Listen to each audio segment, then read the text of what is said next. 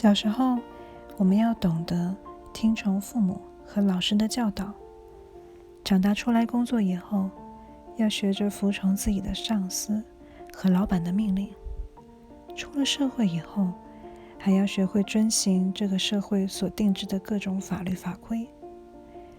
我们人一生的功课都在学习如何顺从，但往往很多人不愿意去服从，也不愿意去改变自己。有一次，我得知教会里的一个姐妹因为大家意见分歧而发生了争执，也是这个原因，她离开了教会。我祷告问主怎么看待这个事情，他与我说：不要做你自己，放下你自己，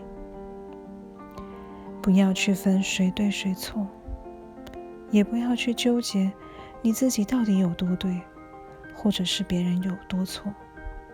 不要坚持自己的立场，也不要与人争出个胜负来。如果我们学会放下自己，事情是否就会有完全不一样的结局呢？或许人与人之间的冲突也不会这么多。不知道你是否种过树？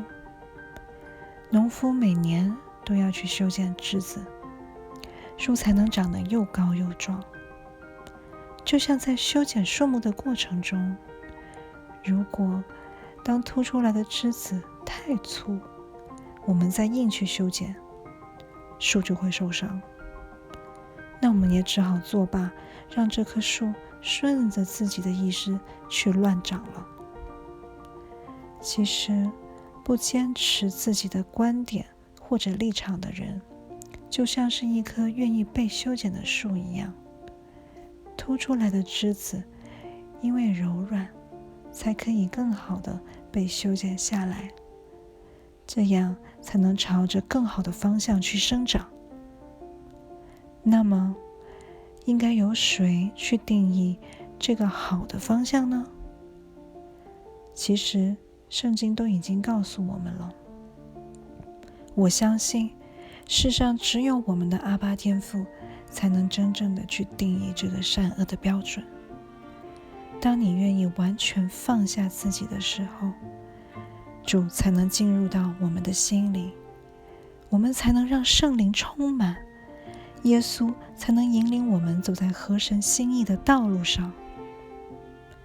只有当我们愿意完全顺服神的时候，我们才能成为装满神恩典、慈爱的器皿。不要做自己，放下自己，顺着圣灵而行，行出仁爱、喜乐、和平、忍耐、恩慈、良善、信实、温柔和节制，结出圣灵的果子来。